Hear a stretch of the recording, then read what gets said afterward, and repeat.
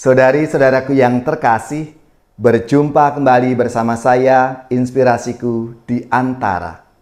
Renungan Harian Sabtu 11 November.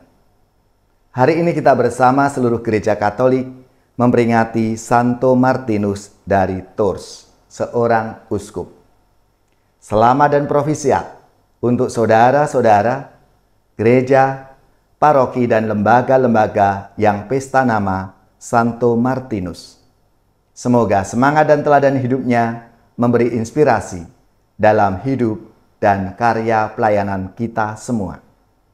Dan semoga di akhir pekan ini kita bersama keluarga dan komunitas kita selalu dalam keadaan sehat, baik, dan tetap bersemangat. Marilah kita mengawali renungan kita hari ini dengan tanda kemenangan Kristus. Dalam nama Bapa dan Putra dan Roh Kudus. Amin. Allah Bapa yang Maha Baik, Engkau menyatakan misteri kasih-Mu kepada kami dalam diri Yesus Kristus Putra-Mu yang tunggal.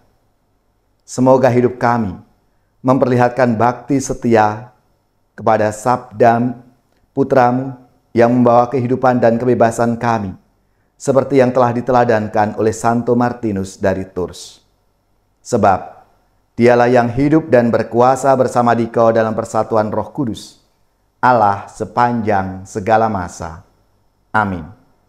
Dalam nama Bapa dan Putra dan Roh Kudus. Amin. Inspirasi kita hari ini dari Injil Suci menurut Lukas bab 16 ayat 9 sampai 15. Marilah kita siapkan kitab suci kita masing-masing. Kita akan membaca bersama-sama, lalu merenungkannya. Yesus berkata kepada murid-muridnya, "Ikatlah persahabatan dengan mempergunakan mamon yang tidak jujur, supaya jika mamon itu tidak dapat menolong lagi, kalian diterima dalam kemah abadi. Barang siapa setia dalam perkara-perkara kecil, ia setia juga dalam perkara-perkara besar. Dan barang siapa tidak benar dalam perkara-perkara kecil, ia tidak benar juga dalam perkara-perkara besar. Jadi, jika kalian tidak setia mengurus mamon yang tidak jujur, siapakah yang akan mempercayakan harta sejati kepadamu? Seorang hamba tidak mungkin mengabdi dua tuan. Karena jika demikian ia akan membenci yang seorang dan mengasihi yang lain. Atau ia akan setia kepada yang seorang dan tidak mengindahkan yang lain. Kalian tidak dapat mengabdi kepada Allah dan kepada mamon." Semuanya itu didengar oleh orang-orang Farisi, hamba-hamba uang itu, dan mereka mencemoohkan Yesus. Maka Yesus berkata kepada mereka, "Kalian membenarkan diri di hadapan orang, tetapi Allah mengetahui hatimu.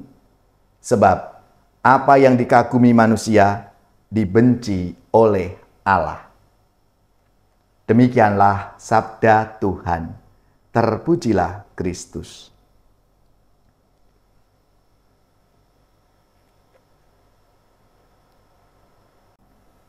Saudari-saudaraku yang terkasih, kesetiaan di zaman sekarang ini tampaknya begitu mahal. Orang mudah bosan, ingin cepat kaya tapi tidak perlu kerja keras. Maunya langsung yang enak-enak saja. Orang yang memulai karier, bekerja mulai dari posisi bawah, biasanya akan mampu menghargai suatu proses. Dia akan bisa menghargai dan menghormati orang-orang kecil yang bekerja dengannya, karena dia sendiri pernah mengalami itu. Perjuangan yang membuat dirinya mendapat posisi yang bagus, karena bukan didapat dengan cepat dalam sekejap. Butuh perjuangan dan kesetiaan dari yang kecil, ketekunan dari waktu ke waktu, butuh kedisiplinan diri, kejujuran dalam kata dan tindakan. Orang seperti ini bisa menghargai proses dan hal-hal yang kecil. Saudari-saudaraku yang terkasih, Hari ini, Yesus mengingatkan soal kesetiaan pada hal-hal kecil. Barang siapa setia perkara-perkara kecil, ia setia juga dalam perkara-perkara besar. Dan barang siapa tidak benar dalam perkara-perkara kecil, ia tidak benar juga dalam perkara-perkara besar. Hal-hal baik kita mulai dari yang kecil, menghargai perkara kecil, menghormati orang-orang kecil dan sederhana, bersyukur atas apa yang kita terima, mengucapkan terima kasih atas bantuan orang walaupun sangat kecil dan sederhana. Saudari-saudaraku yang terkasih, dari pengajaran Sabda Tuhan hari ini, mari kita bertanya pada diri kita masing-masing. Sudahkah aku bersyukur atas anugerah yang Tuhan limpahkan dalam hidup kita, meskipun mungkin kecil yang kita terima? Apakah aku berterima kasih atas anugerah kesehatan, kehidupan sampai saat ini? Ingatkah diriku pada saat aku tidak sehat, ketika aku sakit? Apa yang harus kita lakukan? Saudari-saudaraku yang terkasih, hidup adalah anugerah dari Tuhan yang harus kita syukuri. Maka mari kita semua diajak untuk melakukan perbuatan-perbuatan kecil kita dengan cinta yang besar. Melalui perkataan kita, melalui perbuatan dan tindakan kita sehari-hari. Sehingga menjadi rahmat, berkat bagi orang lain.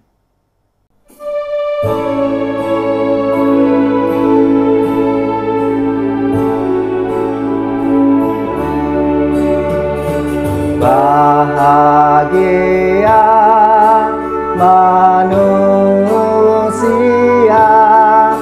yang tidak tuli hatinya, yang mendengar sabda Bapa, tekun melaksanakannya. Sabda Tuhan penuh daya, yang tersesat dipanggilnya, disembuhkannya yang luka, yang mati dihidupkannya.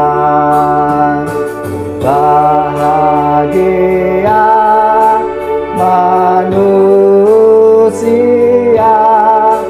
yang menerima sabda yang sudah menggema dalam wujud manusia. Terpujilah, oh Sang Kristus, sabda kekal dan penebus, kebenaran, kehidupan, serta jalan keselamatan.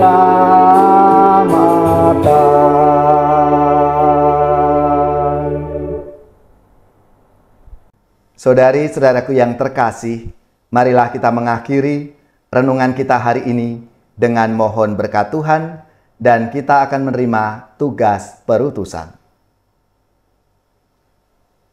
Semoga saudari-saudara sekalian, keluarga-keluarga dan komunitas kita, orang-orang yang kita doakan, seluruh tugas, belajar, pekerjaan, usaha serta karya pelayanan kita dibimbing, dilindungi dan diberkati oleh Allah yang Maha Kuasa, Bapa dan Putra dan Roh Kudus.